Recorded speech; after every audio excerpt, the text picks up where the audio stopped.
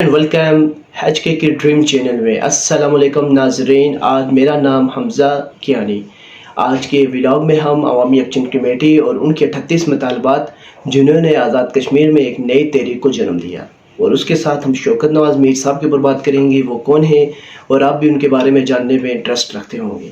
اور اس کے بعد ہم نے ان کا آخر میں ایک انٹرویو لیا ہے، وہ بھی ہم اس ویڈیو میں ایڈ کریں گے. کوئی نہیں ہے، یہ پپٹس ہیں سارے. کسی مذاکراتی عمل میں چارٹر آف ڈیمانڈ میں اضافہ نہیں ہوا. جس وقت گورنمنٹ کو آپ نے گرانا ہوتا ہے تو یہ 12 امیدوار سب سے پہلے آتے ہیں اور اس کے بعد 53 میں سے باقی لوگ بچتے ہیں. وہ بھی کوئی فرشتے نہیں ہے. پھر وہ بھی اپنی حاضری لگاتے ہیں اور ایک بنی بنائی گورنمنٹ کو جو ہے دوبارہ ڈی ریل کر دیا جاتا ہے. ایکشن کمیٹی کا بیانیہ انڈیا کے خلاف پہلے بھی تھا، اب بھی ہے. وہ ہمارا ازلی دشمن ہے. ہم کسی بھی صورت کشمیر کے اوپر جو ظلم اس انڈیا نے کیا ہم اس کو کوئی مارجن نہیں دیں گے. یہ تحریک غیر سیاسی، غیر نظریاتی، بغیر کسی ملک کو برا بلا کہے، بغیر کسی ادارے کو برا بلا کہے، صرف اور صرف بنیادی حقوق کی تحریک ہے. جموں کشمیر جوائنٹ عوامی ایکشن کمیٹی کا کسی ایسے ڈاکومنٹ سے، کسی ایسی تنظیم سے، کسی ایسے شخص سے کوئی لینا دینا نہیں. پہلی قیادت اگر اریسٹ ہوگی تو دوسری قیادت موجود ہے، دوسری اریسٹ ہوگی تو تیسری قیادت موجود ہے. ہم نے ہر چیز کا بھی پراپر انتظام کر کے رکھا ہے. الحمدللہ عوام ہمارے ساتھ ہے، ایک مینڈیٹ ہمارے پاس ہے. انشاءاللہ ہمیں امید ہے کہ ہم کامیاب ہوں.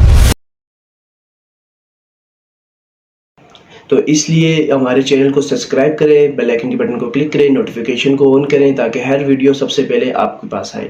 تو چلتے ہیں اپنے ویڈیو کی طرف. سب سے پہلے ہم بات کریں گے عوامی ایکشن کمیٹی کے اوپر.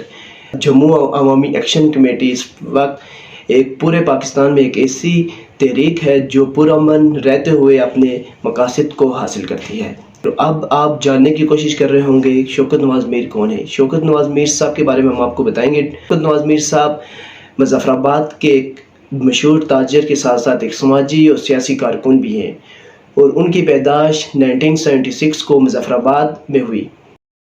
وہ بات چیت کرتے ہیں اور کشمیر کا پوائنٹ آف ویو دنیا کے سامنے رکھتے ہیں. اس تحریک کی بنیاد کب رکھے گی اور چلتے ہیں پیچھے 2 سال پیچھے چلتے ہیں. 2023 16 اور 17 ستمبر کی شب انہوں نے ایک احتجاج ریکارڈ کرایا، جس کے بعد آزاد کشمیر کی عوام نے دیکھا یہ ایک نئے حقوق کے لیے بول رہی ہے، نہ کہ اپنی سیاست کے لیے. تو اس کے بعد کچھ لوگ ان کے ساتھ جڑے، ایڈ ہوتے گئے. پھر کچھ 2024 میں دیکھا مہنگائی بڑھتی ہی بڑھتی جا رہی ہے، غریب آدمی پیستا جا رہا ہے. اس کے ساتھ انہوں نے آٹا بجلی دن بہ دن مہنگا ہوتا جا رہا تھا. غلط پالیسیوں کی وجہ سے مہنگائی بڑھتی جا رہی تھی. انہوں نے آخرکار 2024 میں ایک لانگ مارچ کا آغاز کیا. پہلے انہوں نے ایک احتجاج ریکارڈ کرایا، پرامن رہتے ہوئے لاک ڈاؤن کیا. پورے آزاد کشمیر میں یہ لاک ڈاؤن آہستہ آہستہ پھیلتا گیا اور لانگ مارچ کے بارے میں پلان کیا اور مظفر آباد کی طرف لانگ مارچ نکل پڑا. جب یہ راستے میں تھے تو فورسز نے ان کے اوپر پرتشدد اور فائرنگ کھول دی، جس کے نتیجے میں 3 سے 4 کشمیری شہید ہوئے اور اس تحریک نے اس ٹائم دم پکڑا. یہ لانگ مارچ مظفر آباد میں پہنچا اور انہوں نے 2 دن قیام کیا اور اس کے بعد حکومت اور ان کے مذاکرات چلتے رہے. جب یہ خبر پاکستان اور عالمی میڈیا کی طرف آئی تو حکومت پاکستان نے ایک دم اپنے وزیر آزاد کشمیر بھیجے اور جو ان کے مطالبات تھے چند ایک مطالبات ایک دم قبول کیے، اور اس کے بعد انگریمنٹ کیا گیا کہ ہم آپ کے دیگر مطالبات کو بھی قبول کریں گے. لیکن 1.5 سال گزر جانے کے بعد بھی جو ان کے 38 مطالبات ہیں وہ قبولات پر عمل درآمد نہیں کیا گیا، جس کے نتیجے میں یہ حکومت سے بار بار ریکویسٹ کرتے رہے، آپ نہ کوئی ہماری کالز کا جواب دے رہے ہیں، نہ ہی ہم سے بات مذاکرات کر رہے ہیں. تو اس کے نتیجے میں آخرکار تنگ آ کے انہوں نے جولائی میں 29 ستمبر کی کال دی. پورے آزاد کشمیر میں لاک ڈاؤن اور پروٹیسٹ کی کال دی گئی. ان 38 مطالبات کو آپ جاننے کی کوشش کر رہے ہوں گے کہ 38 مطالبات کیا ہیں. چند ایک مطالبات ہم آپ کے ساتھ شیئر کر دیتے ہیں، باقی مطالبات ایک فوٹو ہم ایڈ کر دیں گے، آپ اس میں دیکھ سکتے ہیں. چند ایک مطالبات. نمبر 1 مطالبہ، یونیورسٹیوں میں تقرریوں کی بے ضابطگیوں کو ختم کیا جائے. 2 ہیلتھ کارڈ اسکیم کا آغاز کیا جائے. 3 کشمیر بینک کو ایک جدید طرز کا بینک بنایا جائے، جیسے پنجاب بینک ہے، سندھ بینک ہے اور دوسرے بینک، اس طرح اس کو بھی فعال کیا جائے. نمبر 4 دور دراز علاقوں میں کال سروس اور انٹرنیٹ کی سروس کو بہتر بنایا جائے. نمبر 5 کشمیر میں ایک انٹرنیشنل ایئرپورٹ دیا جائے. نمبر 6 جو سب سے اہم ہے ہم نے ان 38 مطالبات کے اوپر، جو مہاجرین کی 12 سیٹیں ہیں جو پاکستان سے الیکٹ ہو کے آتے ہیں، کشمیر کے جو مہاجرین ہیں جو پاکستان میں رہتے ہیں، وہ 12 سیٹوں کو ختم کیا جائے، کیونکہ جب کو آپ نے گرانا ہوتا ہے تو یہ 12 امیدوار سب سے پہلے آتے ہیں اور اس کے بعد 53 میں سے باقی لوگ بچتے ہیں، وہ بھی کوئی فرشتے نہیں ہے، پھر وہ بھی اپنی حاضری لگاتے ہیں اور ایک بنی بنائی گورنمنٹ کو جو ہے دوبارہ ڈی ریل کر دیا جاتا ہے۔ وزیر آئے، وزیر امور کشمیر، ان کے ساتھ دوسرے وزیر بھی بھیجے، شہباز شریف صاحب نے ان کو بھیجا اور جا کے ان سے بولا کہ جا کے دیکھیں کیا وجہ ہے، کیا معاملات ہیں، ان کے معاملات کو حل کیا جائے، مطالبات کو قبول کیا جائے۔ باقی مطالبات تو قبول ہو گئے، جو ایک مطالبہ تھا 12 سیٹیں مہاجرین کی ختم کی جائیں، اس پہ ان کا ڈیڈ لاک ہو گیا۔ میر کو عوامی ایکشن کمیٹی کو کہ آپ الیکشن لڑیں، اس کے بعد حکومت میں آئیں، قانون سازی کریں۔ یہ 29 ستمبر کو پورے آزاد کشمیر بھر میں لاک ڈاؤن ہے، اور جس کی خبریں بھی ہمیں آ رہی ہیں، پولیس کی نفری پاکستان سے بلائی گئی ہے، رینجرز کی بھی کال ہمیں سننے میں آ رہا ہے، رینجرز بھی کشمیر میں آ رہے ہیں، اور اس کے نتیجے میں کچھ مظاہرے جو ہو رہے ہیں آج کل وہ بھی ہم آپ کو دکھائیں گے۔ یہ مظاہرے کی ویڈیوز ہم آپ کے ساتھ ایڈ کر دیں گے، آپ دیکھ سکتے ہیں۔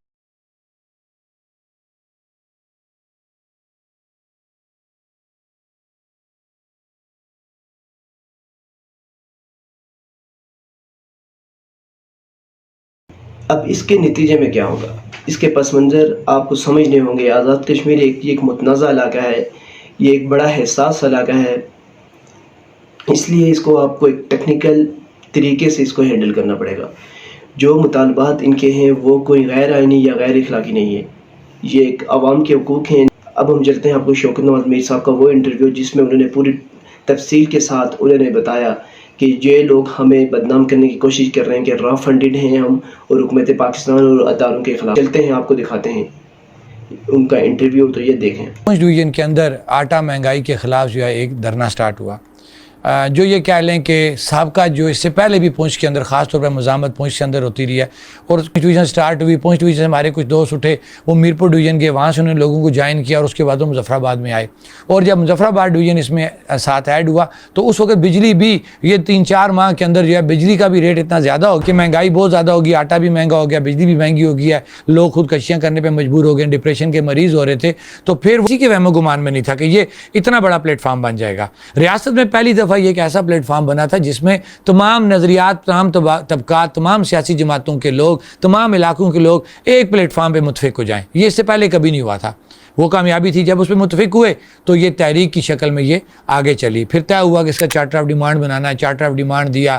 اس وقت سستی بجلی، سستا آٹا، موبائل سروسز کی جو حالت ہے، کشمیر بینک کا شیڈیول کرنا، طلبہ تنظیموں کا جو ہے وہ اجازت لینی، اسی طرح کونسل جو ہمارا بلدیاتی نظام تھا اس کی بحالی کہ ان کے فنڈ کی تقسیم، جنگلات کی کٹائی پہ پابندی، قانون کی علمبرداری، ہائی کورٹ کا فیصلہ 2019 اس پہ عمل درآمد، اشرافیہ کی برات کا خاتمہ، یہ وہ چند نکات تھے، 10 نکات تھی چارٹر آف ڈیمانڈ لے کے ہم سامنے پاس گئے کہ بھئی یہ ہمارے ساتھ حکومت نے دھوکہ کیا، جھوٹ کیا، یہ ایگریمنٹ کرنے کے باوجود کام نہیں ہوا، تو بتاؤ کیا کیا جائے۔ عوام نے پھر ہمیں یہ رائے دی کہ اس چارٹر آف ڈیمانڈ میں اضافہ کیا جائے اور اس کے بعد دوبارہ کال دی جائے۔ پھر ہم نے جولائی کے اندر چارٹر آف ڈیمانڈ میں اضافہ کیا، ان سمیت 38 نکات چارٹر آف ڈیمانڈ ہم نے حکومت کے سامنے ٹیبل کیا، اور ان کو ہم نے 29 ستمبر کی نیکسٹ کال دے دی۔ تو جو سنا کہ جب وہ عوام سے ووٹ لے کے آتا ہے وہ قانون سازی کرے عوام کی فلاح و بہبود کے لیے۔ یہ ہمارا ڈومین نہیں ہے، ہمارا مینڈیٹ نہیں ہے۔ ہم نے اپنا اعتماد اس ممبر اسمبلی کو دے دیا اور اس کو کہا کہ تم جاؤ عوامی فلاح و بہبود کے متعلقہ جو قانون سازی ہو تم اسمبلی میں جا کے کرو۔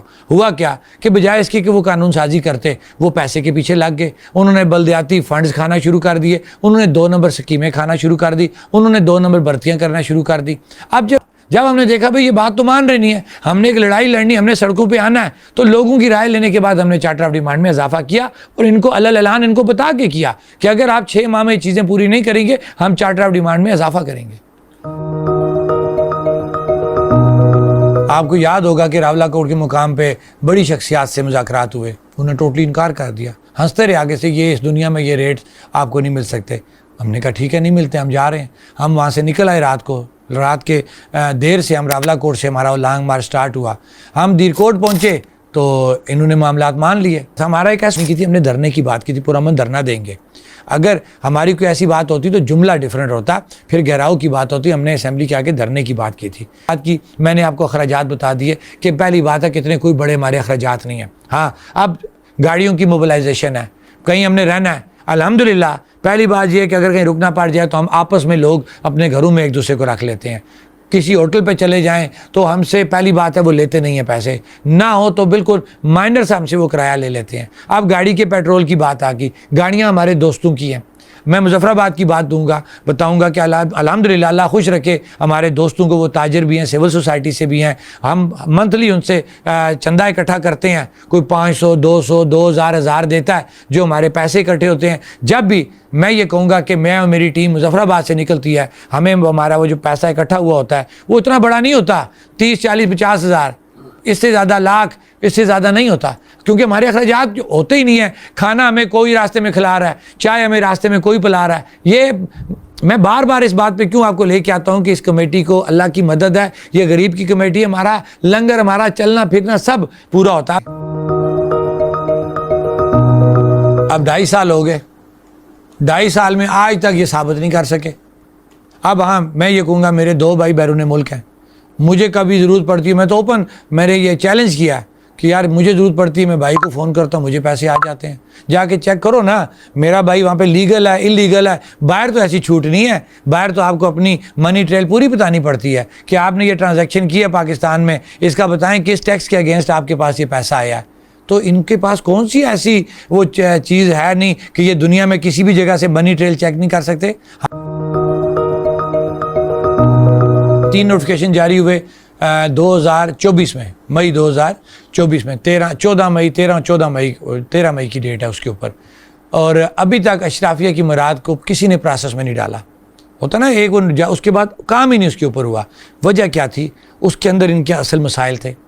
ٹرانسپورٹ پالیسی کہتی ہے 1300 سی سی گاڑی، تو گاڑیاں یہ منسٹر یہ جو ہے ہمارے صدر وزیر اعظم کون سی گاڑی استعمال کر رہے ہیں؟ 3200 400 سی سی 4000 سی سی 4200 سی سی گاڑی استعمال کر رہے ہیں۔ اپنی ٹرانسپورٹ پالیسی کہتی ہے 1300 سی سی گاڑی۔ اب ایک جو اصل جو تکلیف ہو رہی ہے، ایک سابق وزیر اعظم، سابق صدر یا منسٹر جس کو یہ ریٹائر کہتے ہیں اپنے حساب سے، وہ جب گھر جاتا ہے تو اس کی تا حیات پینشن لگ جاتی ہے۔ ایک وزیر اعظم، ایک صدر جو فارغ ہوتا ہے اپنا ٹائم پورا کر کے یا ٹائم پورا نہ بھی کرے تو اس کو ایک کوک، گارڈ، اس کو ایک کلرک، اس کو گاڑی، نئی گاڑی وہ لے کے جاتا ہے واپسی پہ ساتھ، اور اس کو ایک اچھی خاصی پینشن کی شکل میں اس کو ملتا ہے۔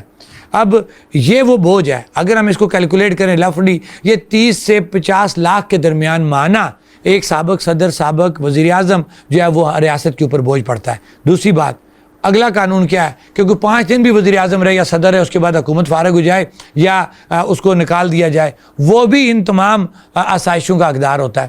تیسری بات کہ ابھی جو میں نے معلومات لی ہے، ہر سال 5% اس میں اضافہ بھی ہوتا ہے۔ ایک تو یہ آ گیا ان کا۔ اسی طرح جو باقی ہمارے بڑے بڑے بیوروکریٹس ہیں، میں اپر لیول کے بیوروکریٹس کی بات کروں گا، ان کے کئی ایسے فنڈز ہیں جس کا کوئی ان سے پوچھنے والا نہیں ہے، وہ اس پہ عیاشی کرتے ہیں۔ ایک بیوروکریٹ جس کو قانون کے مطابق ایک گاڑی جس کو الاؤ ہے، 3 گاڑیاں اس نے گھروں میں رکھی ہوتی ہیں، جائے نا آج بھی۔ اور ہم نے یہ فیصلہ کیا تھا کہ اس کو ہم سٹیپ بائی سٹیپ لے کے جانا چاہتے تھے کہ ہم یہ کریں گے کہ ہم پہلے حکومت کو نوٹیفیکیشن دیں گے کہ آپ ہمیں آج کے بعد جو آپ نے کمیٹی بنائی ہوئی ہے اس کے اندر کوئی مہاجر جو منسٹر ہے وہ ہمارے ساتھ نہیں بیٹھے گا۔ جو 90% ایک میرٹ کے اوپر نمبر لے کے، ایک غریب کا بچہ کتنی مشکل سے اس کو پالا پڑھایا، وہ 90% نمبر لے کے بیٹھا ہوا ہے۔ دوسری طرف کیا ہوتا ہے جب سیٹیں آتی ہیں تو مہاجرین سیٹوں کے نام پہ 60 70 80% والے جو نمبر والے بچے ہیں جن کے اسٹیٹ سبجیکٹ بھی 2 نمبر بنتے ہیں، وہ اس پڑھے لکھے ریاست کے بچے کا حق مارتا ہے۔ یہ سب سے بڑا جو ظلم ہے ہماری ریاست کے نوجوانوں کے ساتھ۔ دوسرا ہو جائے گا اب لکھنے والے کا کیا کرائٹیریا ہے کہ جس کو آپ نے اتنا بڑا اختیار دیا۔ آسم شریف بٹ ایک آپ کے منسٹر ہیں، وزیر سپورٹس ہیں، ان کا کلیئر ثابت شدہ اسٹیٹ سبجیکٹ 2 نمبر ثابت ہے۔ ڈپٹی کمشنر آفس نے اس کو تحقیقات کے بعد، جو اداروں نے تحقیقات کرنی تھی، ثابت کیا کہ یہ 2 نمبر اسٹیٹ سبجیکٹ ہے، اور ڈپٹی کمشنر نے لکھ دیا کہ یہ 2 نمبر ہے، بجائے اس کے کہ ریاست کے یہ وزیر اعظم اس کو ڈی سیٹ کرتے۔ آج تک وہ منسٹر ڈی سیٹ نہیں ہوا، وہ ریاست کے خزانے سے عیاشی بھی کر رہا ہے اور مزید 2 نمبر اسٹیٹ سبجیکٹ جاری کر رہا ہے۔ اور اب ہم آزاد کشمیر کی بات کرتے ہیں، گلگت بلتستان کہاں گیا؟ یہ ہم پہ ایجنٹی کا دعویٰ لگاتے ہیں اور یہ کہتے ہیں جناب بڑا درد ہے ان کو کشمیر کا، یہ انہوں نے نشستیں اس لیے رکھی ہوئی ہیں کہ مسئلہ کشمیر ڈسٹرب نہ ہو۔ مسئلہ کشمیر تو اس وقت ڈسٹرب ہوا جب آپ نے گلگت کو صوبے کی طرف لے گئے، مسئلہ کشمیر تو اس وقت ڈسٹرب ہوا 5 اگست 2019۔ یہ میں نہیں کہتا، پاکستان کے بڑے اینکر یہ بات کہتے ہیں کہ انہوں نے مسئلہ کشمیر کو 5 اگست 2019 کو ختم کر دیا، جب مقبوضہ کشمیر کے اندر 35 اور 370 اور 35 کا جو ہے وہ نفاذ کیا گیا، اور اس کے بعد تمام غیر ریاستی لوگوں کو وہاں پہ آباد کیا گیا. مسئلہ کشمیر تو انہوں نے خود ختم کر دیا ہے. یہ تو اب صرف ٹوٹلی یہ ڈرامہ بازی کر رہے ہیں. ان سیٹوں کا مسئلہ کشمیر کے ساتھ قانونی طور پہ بھی کوئی وہ عمل دخل نہیں بنتا, کیونکہ قانونی طور پہ اگر مسئلہ کشمیر کی بات کی جائے UN چارٹر کے مطابق پاکستان کا ہمارا وکیل ہے, مسئلہ کشمیر پہ بات کرنا پاکستان کی ذمہ داری ہے, ان مہاجرین کو اکاموڈیٹ کرنا پاکستان کی ذمہ داری ہے. ان 12 سیٹوں سے مسئلہ کشمیر کو کوئی اثر نہیں پڑا. ہم نے ہمیں الیکشن لڑنے کا, سیاست کرنے کا مینڈیٹ نہیں دیا. جب کلیئر کٹ ہم کہہ رہے ہیں کہ ہماری یہ صرف اور صرف بنیادی حقوق کی تحریک ہے, تو اس سے کلیئر ہو جانا چاہیے کہ جموں کشمیر جوائنٹ عوامی ایکشن کمیٹی کے پاس ایسا کوئی مینڈیٹ نہیں ہے کہ وہ آ کے سیاست کرے, سیاسی پارٹی بنائے یا الیکشن کا حصہ بنے. ہاں ایک بات ضرور کہ اگر اس عوام نے, اس وقت تک کوئی ایسی بات نہیں ہے, اگر اس عوام نے اپنی باہمی مشاورت سے کوئی مزید فیصلہ کیا, مزید کوئی مینڈیٹ دیا, تو ہم کسی کے پابند بھی نہیں. تو میرے خیال سے اگر آپ کو یاد ہو کہ جب عوام کی ایک رائے آ جائے, جس عوام نے ان کو ووٹ دے کے بھیجا کہ جاؤ تم قانون سازی کرو, وہی عوام انہیں کہہ رہی ہے کہ یہ قانون غلط ہے, یہ طریقہ کار غلط ہے, اس کے اندر تبدیلی لاؤ, یہ نہیں لائیں گے. یہ کہہ رہے ہیں جناب کہ نہیں ہم ٹھیک ہے, عوام کا فیصلہ ہم نہیں مانتے. تو اس پہ جھگڑا بن گیا نا. جھگڑے کا حل کس طرح نکلے گا؟ جو پاکستان کے اندر 2 مسائل موجود ہیں. ضیاء الحق کے دور میں بھی ریفرینڈم ہوا, مشرف کے دور میں بھی ریفرینڈم ہوا, تو پھر ان کو ریفرینڈم کرانا پڑے گا ان سیٹوں کے اوپر. تو عوام ریفرینڈم میں ثابت کرے گی کہ ہم نہیں چاہتے کہ یہ سیٹیں جو ہے یہ سٹینڈ کریں. یہ اس کا قانونی جواب ہے. الحمدللہ ہم نے A, B, C اور D اس کے جو ہے نا تمام سٹیپ مکمل کر لیے ہیں. پہلی قیادت اگر اریسٹ ہوگی تو دوسری قیادت موجود ہے, دوسری اریسٹ ہوگی تو تیسری قیادت موجود ہے. ہم نے ہر چیز کا ہم نے بھی پراپر انتظام کر کے رکھا ہے. الحمدللہ عوام ہمارے ساتھ ہے, ایک مینڈیٹ ہمارے پاس ہے. انشاءاللہ ہمیں امید ہے کہ ہم کامیاب ہوں گے. اب یہ آپ نے آدھی دیکھا ہوگا, ہمیں اس میں دیکھتے ہوئے آپ نے ان کا انٹرویو سنا ہوگا, اس انٹرویو سے کوئی آپ کو انتشار نظر نہیں آ رہا ہوگا جس میں انہوں نے حکومت پاکستان یا حکومت پاکستان کے ادارے یا آرمی یا دوسرے اداروں کو انہوں نے کوئی گالی دی ہو یا کچھ بھی. ان کے اس لہجے میں کچھ نہیں ہے, اور یہ سامنے لگ رہے ایک پڑھے لکھے لیڈر ہیں جو کشمیر کے عوام کے مسائل کو حل کر سکیں بہتر طریقے سے. دیکھی, اور انشاءاللہ ہم آگے بھی آنے والے وقتوں میں آپ کو اس کے اپڈیٹ دیتے رہیں گے. اور آپ جو نئے آنے والے ویورز تھے ان سے ہماری اپیل ہے, ہمارے چینل کو سبسکرائب کریں, بیل آئکن بٹن کو کلک کریں, نوٹیفیکیشن کو آن کر دیں. اس سے کیا ہوگا, ہر ویڈیو سب سے پہلے آپ کے پاس آئے گی. اور کمنٹ بھی کر کے آپ بتائیں کہ آپ کو ویڈیو ہماری پسند آئی ہے, کون سے ٹاپک پہ ویڈیو بنائیں. جو آپ بولیں گے ہم انشاءاللہ اسی ٹاپک پہ ویڈیو بنائیں گے. اسی کے ساتھ مجھے دیجیے اجازت, اور اپنی دعاؤں میں مجھے یاد رکھیں. حمزہ کیانی, اللہ حافظ.